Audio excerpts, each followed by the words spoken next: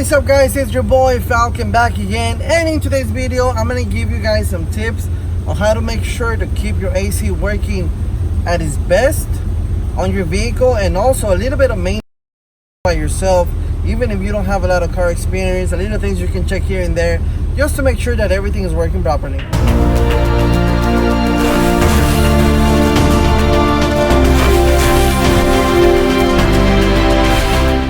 First tip I want to give you is use this button right here. This is the recycling button. Every single car with AC usually has this. I don't think I've ever seen a car without it, but most people don't even use it. When I get into people's cars or I drive around with people, they never have this on, and trust me, you need to have that on. Think about this. The recycling button, what it does is that your AC grabs the air from the outside that right now here in Texas is being over 100 degrees for the past 22 days. Grabs the air at 100 degrees from outside, brings it inside, cools it off at 60 degrees or whatever it is, and then blows it to you, right? Whenever you turn on the recycling button, basically what it does, it shuts down where it sucks in the air from the outside, and it sucks the air in from the floorboard, usually from the passenger side. So it's gonna grab whatever air is inside here, and it's gonna cool it back off, recycle it, and then throw it back out even colder. So let's say it's throwing in at 70 degrees here or 60 degrees. It's gonna grab that 60 degree air, suck it back in, run it through the evaporator, and shoot it back out even colder. So use the recycling button, helps out a lot. Always make sure it's on. First of all, it helps to make sure that you get cold air all the time, and it's a lot easier on your system. You're not straining out the system. The system doesn't have to grab 100 degree air and then cool it off and send it back to you. You want to check on your vehicle is that your fan is working properly. You have a 2-fan system on your vehicle that usually are electric. So the easy way to check them is that if you get in your car, turn on the AC at full blast, both fans are usually gonna come on, because one of them is usually the cooling fan and the other one is the AC fan. So every time you turn on the AC, that fan is gonna kick on. So you come out here and make sure that both fans are working properly. If the fans are not working properly, you're gonna strain your compressor. The compressor is gonna get hot, and then it's gonna burn itself out, and you're gonna have to replace it, and compressors are not cheap. So make sure that your fans are working properly. If you have one fan, make sure that it's working properly. If it's a clutch fan, make sure it's spinning whenever your vehicle's on. If you have the electric fan, make sure it turns on whenever you have the AC on. But the fan is a very, very important thing that you need to make sure that it's working all the time. You have AC gauges. You can always connect your AC gauges, one to the high pressure and one to the low pressure side. The AC gauges, you will usually run on the low pressure between 30 and 40 PSI, and the high pressure will usually be between 150 and maybe 250. As far as what the gauges should tell you, it really depends a lot on the humidity outside, how hot it is. But in the morning when it's cold, usually your low pressure is going to be between 30 and 40. Anything higher than that, you either have too much refrigerant or your compressor is not working properly. Same thing on the high pressure side, it's always going to be above 150. Maybe no higher than 250. I've seen it sometimes at 300 PSI whenever it's really hot outside. All of that is normal, but always make sure that you have enough Freon on your system, and that's a good way to check it. If you don't have gauges, you can always take it to a mechanic and have them check that you have enough Freon. You can check is your condenser. This right here is your condenser. You can see it right here. This condenser looks almost like the radiator, but this is where the Freon passes through to cool it off before it shoots it back into the cabin. So you got to make sure that your condenser is always clean. If you have a lot of highway miles with your vehicle, you're probably going to get a lot of bugs in there. Mine is pretty clean. I did replace it no more than a year ago, so mine is still pretty clean. You can do, well, I know most of you guys like to keep your car clean, looking nice and sharp. So whenever you do that, go ahead and grab the hose and spray some pressurized water through here so you can get all the bugs out of there, all of the dirt out of there, and it can work as best as possible with no debris in there, and there could be a lot of airflow going through the system. Another tip is this right here. I took off the cover that goes on the top of the radiator condenser right here.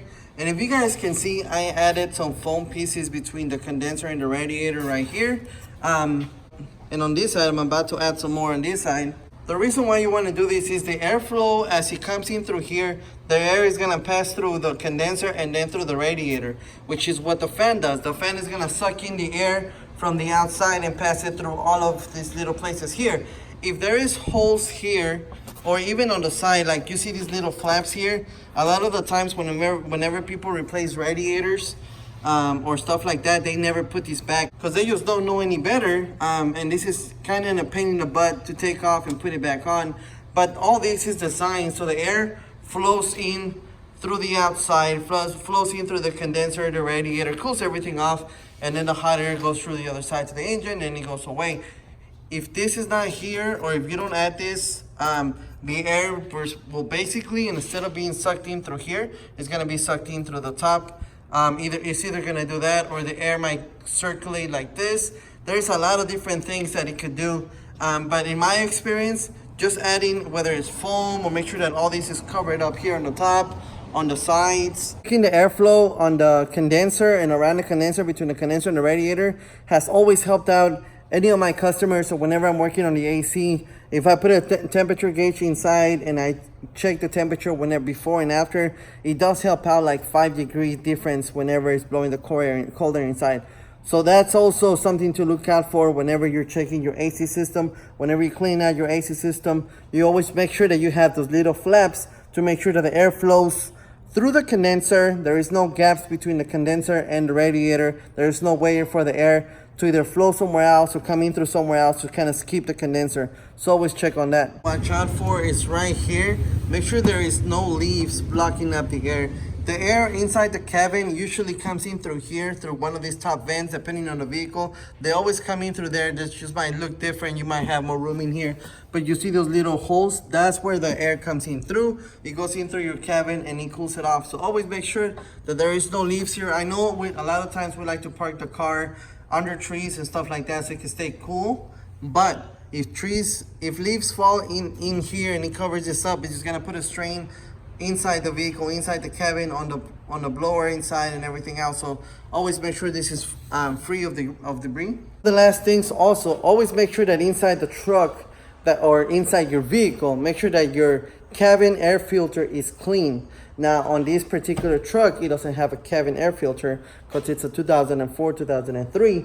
But most vehicles do have a cabin air filter. The newer cars, they all have them. Usually they're somewhere in the glove box, either under the glove box, so you have to take off the glove box to go to check it. So make sure that you Google or try to Google where your cabin air filter is, or even if you have a cabin air filter, and make sure it's clean. Replace it.